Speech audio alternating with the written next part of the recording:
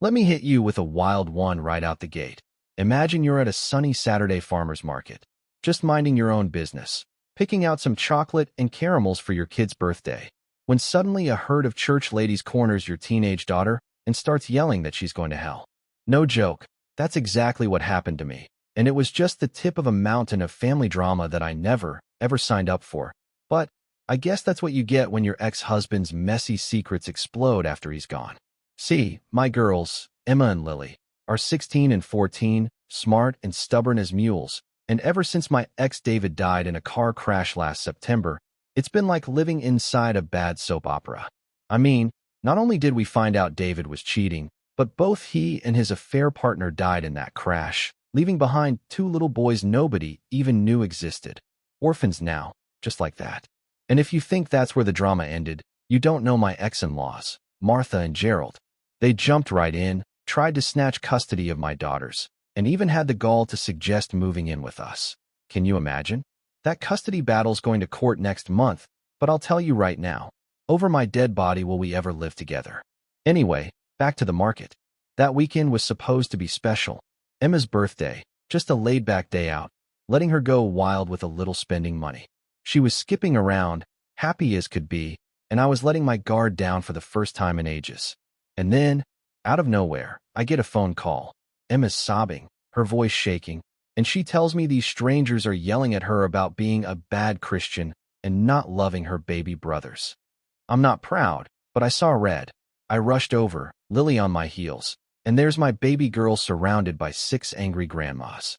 I mean, really, 6 of them, wagging their fingers, saying she had a hard heart, and that she was abandoning those poor orphan boys. Let me back up a sec.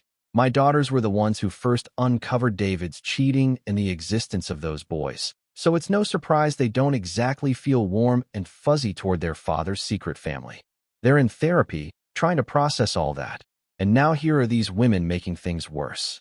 So I step between them and Emma, tell Lily to take Emma's goodies to the car, and then, well, I lit into those women. Who do you think you are, harassing a child at a farmer's market? I demanded. But of course, they played the holier-than-thou card. We're just sharing God's message, one said, and another told me I was a terrible Christian for not bowing down to my ex-in-laws. It was surreal. Things got so loud that market security came and threw us all out. I had to walk through the parking lot with those women trailing me, like a flock of judgmental vultures. In the car, Lily was still shaking. Emma was wiping away tears, and all I could say was, those were Grandma Martha's church friends. Emma just nodded, whispering that they'd said she was going to hell for not loving her brothers. That night, after the girls were in bed, I called up Mark, a guy from that same church who actually has some sense. He apologized for the whole thing, but then he dropped a bomb. Martha had been all over Facebook, painting me and my girls as villains in the church group, saying we'd left her penniless, that the girls refused to speak to her, and spinning a whole sob story about the boys. The kicker? She told everyone the boys were our surrogates because I couldn't have more kids, and that I didn't want them because they were boys. Yeah, let that sink in. I lost it. I had all the proof I needed, since David died before our divorce was final. So, the next day, I went to a print shop and made beautiful color copies of every piece of evidence. David's cheating texts, his love letters to the affair partner, messages from Martha, and Gerald harassing me and my daughters. Even the nasty ones blaming my girls for their father's death. Then I made up church-style song binders full of the evidence. David and his mistress front and center, all the dirty laundry laid out for anyone who cared to see. I dropped them off at the church before Sunday service, tucking them in with the hymn books. The fallout? Legendary. The church's Facebook group exploded. People were so furious at Martha and Gerald for what they'd done to my girls. The pastor had to step in to keep it PG-13. And the best part? Turns out the one thing this church is stricter about than anything is infidelity. Martha's story collapsed overnight.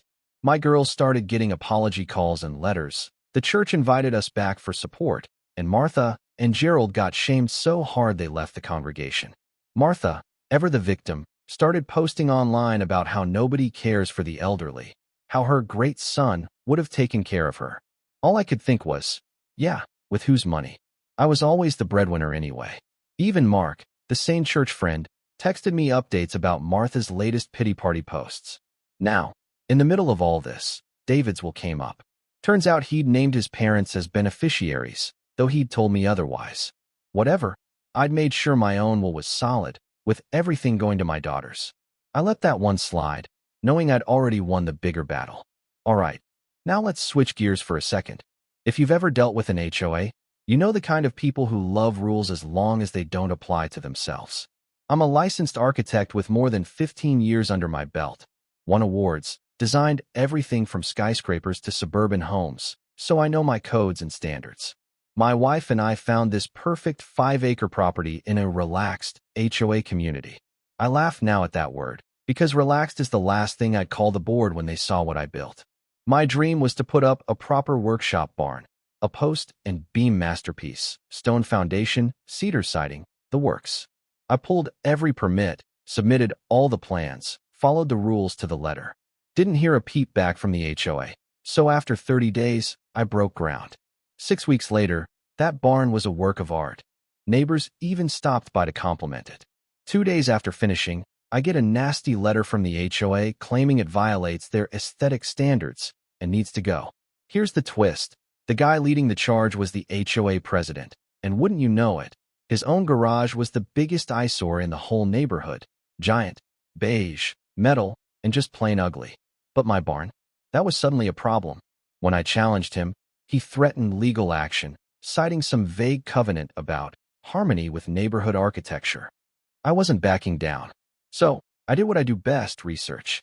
I documented every building in the neighborhood, took hundreds of photos, color samples, and measurements, and made a 50-page report showing that my barn was more harmonious and higher quality than half the junk already out there, including the president's garage.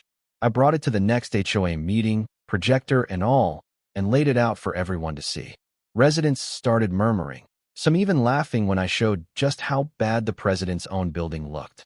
The board ended up voting to approve my barn exactly as is. But it gets better. The reasonable board member pushed through a motion to require the HOA to develop actual written standards, imagine that, and to keep the now furious president out of any further architectural decisions. He quit 2 months later, and the new president even brought me in to help write the standards. Now my barn's a neighborhood landmark, and I get neighbors asking me to design for them. Moral of the story? Play by the rules, but document everything, and don't let power-hungry folks push you around. Sometimes all it takes is a little malicious compliance to expose a bully. And if you ever find yourself ambushed by church ladies or railroaded by an HOA president, just remember, there's always a way to turn the tables. But tell me this, have you ever been targeted by people hiding behind rules or religion? Drop your story or opinion in the comments. I want to know where you stand on real justice. And if you're as tired as I am of hypocrites calling the shots, hit that like button and subscribe for more stories where karma finally gets the last word.